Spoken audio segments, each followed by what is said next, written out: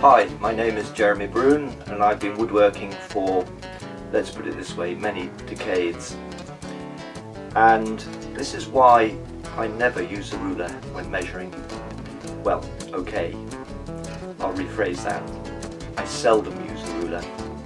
Because the problem with a ruler is that you first of all got to read a particular measurement off the ruler, and then you've got to transfer that measurement onto your work. So I'm a great believer in using a scrap of paper and making whatever marks you want and transferring that onto the wood, because most of woodworking is about copying. And a good example is this innovative coffee table that I've been making for the Bath Coffee Festival. Now, those of you who've been following my channel Wood Domain will have noticed that I've started doing these rather impromptu videos about woodworking and also using some of my music.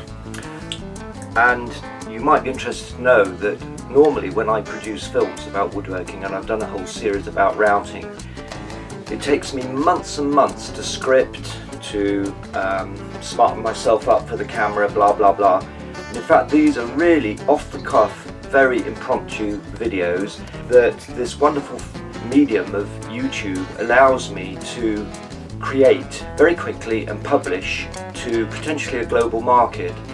And really, I'm very happy, very pleased to share my vast experience and my creative passion for woodworking. So please do follow, watch this space basically, because you never know what new tip I'll be sharing with you. And as I say, this is specifically about measuring, because so much woodworking is about calculating and measuring. And as I say, I use a piece of paper. In this case, it's the back of a piece of aluminium oxide abrasive paper. I never call it sandpaper because it's not made out of sand. And I just use that wonderful implement, the biro or the ballpoint pen, and I transfer the measurements, because so much in woodworking is about copying, and this particular table I'm making is a good example of repeat operations where I'm using the router and I'm using the batten technique of routing to route these straight grooves in order to create a latticework tabletop. And incidentally, this is a piece of spalted timber. I'm not even sure what it is, but it's beautiful.